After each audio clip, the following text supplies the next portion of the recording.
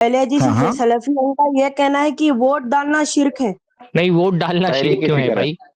ہندوستان میں ہمارے بلکہ پوری دنیا کے اندر جو معتبر علماء ہے وہ ایسے مسلمان اقلیتوں کو، جو مسلمان اقلیتیں کسی ایسی میجورٹی میں رہ رہی ہیں جہاں میجورٹی غیر مسلم ہے، جہاں مسلمان مائنڈریٹی ہے اور جو میجورٹی جو ہے وہ غیر مسلم ہے، ایسے ملکوں میں جہاں ڈیموکریسی ہے وہاں پر مسلمانوں کے لیے ووٹ ڈالنے کی نہ صرف اجازت دی ہے بلکہ بعض حالات میں تو ووٹ ڈالنا ضروری ہو جاتا ہے. ضروری اس ناحیے سے میں کہہ رہا ہوں کہ اگر ووٹ کی حیثیت یہ ہے کہ ٹھیک ہے ہم اپنے ووٹ کے ذریعے سے کوئی اسلامی شریعت یا اسلامی خلافت نافذ قائم کرنے کی بات نہیں کر رہے کہ، اور نہ ہم یہ کہہ رہے ہیں کہ جو ڈیموکریسی کا نظام ہوتا ہے وہ مکمل اسلامی نظام ہوتا ہے، لیکن یہاں ووٹ کی طاقت پہلی بات تو اس لیے ضروری ہے کہ مان لیں کہ آپ کے پاس دو آپشن ہیں، دونوں ہی آپ کے لیے نقصان دہ ہیں، تو ووٹ کم سے کم آپ کو جو کم نقصان دہ آپشن ہے آپ کے لیے، کوئی ایسی پارٹی ایسا لیڈر جسے آپ کو کم خطرے اپنے دین، اپنے جان، اپنے ایمان، اپنی مساجد، اپنے مدارس، اسی طرح سے اپنے جو شہری حقوق ہیں ان کی حفاظت کے لیے ووٹ ایک بہت بڑا ذریعہ ہے. تو اس کے ذریعے سے آپ اگر معاشرے کے اندر اصلاح نہیں کر سکتے تو کم سے کم فساد کے کم کرنے میں اپنا تعاون حتی الامکان ڈال سکتے ہیں. تو ہم ایک ملک میں رہ رہے ہیں، اس ملک سے ہمارے مفادات جڑے ہیں، ہمارے معاشی مسائل اسی ملک جو ہے وہ معیشت اس سے جڑی ہوئی ہے، ہمارے دینی معاملات اور عبادات کا جو آزادی ہم کو دستور یہاں کا دیتا ہے، یہ آزادی جو ہے نا ہماری ووٹ کی طاقت سے جڑی ہوئی ہے. تو تقریباً میں یہ سمجھتا ہوں کہ جتنے بھی معتبر اہل علم اس وقت دنیا میں موجود ہیں، اسی طرح سے جو معتبر فقہی تنظیمیں موجود ہیں، وہ ساری معتبر فقہی تنظیمیں اور سارے معتبر علماء موجودہ صورتحال میں اس بات کی اجازت دیتے ہیں کہ مسلمان اگر مائنورٹی میں ہے، ڈیموکریٹک کنٹری ہے، الیکشن ہوتا ہے تو مسلمان اپنے ووٹ کا استعمال کر سکتا ہے. اس کو شرک کہنا بے وقوفی ہے، جہالت ہے، فقہ الواقع سے ناواقفیت ہے، ایک غلط طرح کا جذباتی پن ہے، دین سے دوری کا نتیجہ ہے، دین کے صحیح فہم کے نہ ہونے کا نتیجہ اصل میں یہ. جی ووٹ شیخ آپ کا حق ہے، آپ اس کو بھرپور استعمال اچھا کریں سرفراز بھائی، کیونکہ اس کے ذریعے سے ہمارے شہری حقوق کا بھی تحفظ ہوتا ہے. بھائی ہم اس ملک میں رہ کر کے ٹیکس دے رہے ہیں نا، کیا جی ٹیکس نہیں دیتے ہیں؟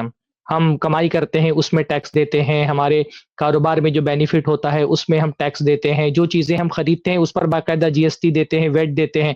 تو یہ ٹیکس دے رہے ہیں، اس ٹیکس کے ذریعے سے ہم کو کچھ بینیفٹ ملتے ہیں اس ملک میں رہنے کے لیے، اور اپنے ان حقوق کو حاصل کرنے کے لیے اگر ہمارے پاس ایک ذریعہ ہے کہ ہم اپنے ووٹ کے ذریعے سے اپنے حقوق حاصل کر سکتے ہیں تو بلا شبہ ہم کو اپنے ووٹ کا صحیح استعمال کرنا چاہیے. اس سے ہمارے جو شہری حقوق ہے اس کا بھی تحفظ ہوگا. مطلب صرف دینی مسئلہ نہیں ہے، ہمارا شہری حقوق ہے نا، ہم اس ملک کے باشندے ہیں، صاف ہوا، صاف پانی، اچھی سڑکیں، یہ ہمارا حق ہے، اور اپنے اس حق کو اختیار کرنے کے لیے، حاصل کرنے کے لیے ووٹ کا صحیح استعمال ضروری ہے. پھر ہمارے جو دینی مصلحتیں ہیں، ہماری مسجدوں کا تحفظ ہے، ہمارے مدارس کا تحفظ ہے، یہ بھی ہماری جو شرعی مصلحتیں ہیں وہ بھی اسی ووٹ سے جڑی ہوئی ہے. تو اس کا صحیح استعمال ضروری ہے، بلکہ میں سمجھتا ہوں کہ بعض حالات میں ہمارے لیے ایک طرح سے فرض کفایہ ہے ووٹ کا استعمال کرنا. اگر سارے مسلمان اپنا یہ سوچ کر کے کہ ڈیموکریسی میں ووٹ دینا شرک ہے اور اپنے ووٹ کا استعمال کرنا بند کر دینا تو مسلمان بہت شدید نقصان سے گزرے گا. ووٹ ہی تو ہمارے پاس کل لے دے کل کے ایک ذریعہ ہے اپنے حقوق کو حاصل کرنے کا اور اپنے جو شرعی مصلحتیں، دنیاوی مصلحتیں ہیں ان کے تحفظ کا. تو اس طرح کی جذباتی باتیں جو ہے نا دین سے ناواقفیت رکھنے والے لوگ کہتے ہیں. خود ہندوستان میں دیگر ادارے جو دنیا بھر کے ہیں اور جو دیگر علماء ہیں ان کو جانے دیں، ہندوستان کے تمام معتبر علماء، تمام مستند تنظیمیں، تمام معتبر دینی ادارے نہ صرف یہ کہ اجازت دیتے ہیں بلکہ اپیل کرتے ہیں، زور دیتے ہیں کہ ووٹ دیں اور متحد ہو کر کے ووٹ دیں، اپنے ووٹ کو ضائع ہونے سے بچائیں. جو منہجی تحریکی ہیں، یعنی جو وہ تحریکی ہیں جو مطلب اوریجنل ہیں بالکل، تو جو منہجی تحریکی ہیں جو بالکل اوریجنل ہے، ہارڈ کور تحریکی، یہ بیسیکلی انہی کی فکر ہے. یعنی انہی کا یہ فتویٰ ہے کہ ووٹ دینا شرک ہے. کیونکہ اور ان کی دلیل کیا ہوتی ہے کہ بھائی ایک طاغوت ہے یا طاغوتی نظام ہے، تو اگر آپ ووٹ دیتے ہیں تو بھائی طاغوتی نظام میں آپ شریک ہو گئے، تو اس طریقے سے آپ نے شرک کیا. ہم ان کو کہتے ہیں ہجرت کر جاؤ نا سیدھے طریقے سے. بھائی ووٹ دینے نہ دینے کی بات کیوں کر رہے ہو؟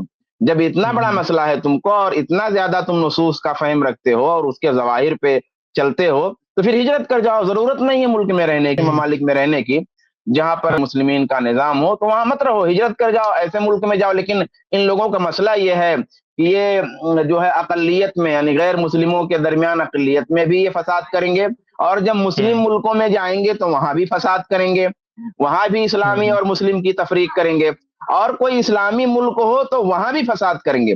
یعنی یہ جو سوچ رکھنے والے ہیں ان کا فساد کہیں تھمتا نہیں. تو جو اکا دکا اس وقت موجود ہے کہیں کہیں، اور یہ فکر جو پیش کرتے ہیں، اصل میں ان کے جو ہے بقایا صالحات میں سے لوگ ہیں. ہاں، یہ ان کے سلف ہیں جو باقی رہ گئے ہیں اور یہ فکر پیش کرتے رہتے ہیں، تو انہی لوگوں میں سے ہیں. جی. حالانکہ نصوص ہی کا معاملہ دیکھیں تو آپ جیسے قرآن مجید کے اندر حضرت یوسف علیہ السلام کا قصہ آپ دیکھیں. یوسف علیہ السلام کے زمانے کا جو بادشاہ تھا وہ کافر تھا. دین الملک باقاعدہ قرآن مجید میں اس کی صراحت ہے کہ وہ بادشاہ جو ہے مسلمان نہیں ہوا تھا، اس کا دین حضرت یوسف علیہ السلام کے دین سے الگ تھا. لیکن اس پورے نظام کے اندر حضرت یوسف نے یہ سمجھا کہ اگر وہ کوئی عہدہ اور منصب لیں گے تو اللہ تعالیٰ کے بندوں کو ایک نقصان سے بچا سکتے ہیں، اور اللہ تعالیٰ نے جو خیر ان کے اندر رکھا ہے اس خیر سے فائدہ پہنچا سکتے ہیں. تو نہ صرف یہ کہ انہوں نے اس میں حصہ لیا بلکہ ایک عہدہ طلب کیا. حضرت یوسف علیہ السلام نے کہا اجعلنی علی خزائن الارض، کہ مجھے آپ زمین کے خزانوں پر نگراں بنا دیں. بادشاہ سے کہا. حالانکہ پورا نظام جو ہے وہ غیر مسلم نظام تھا.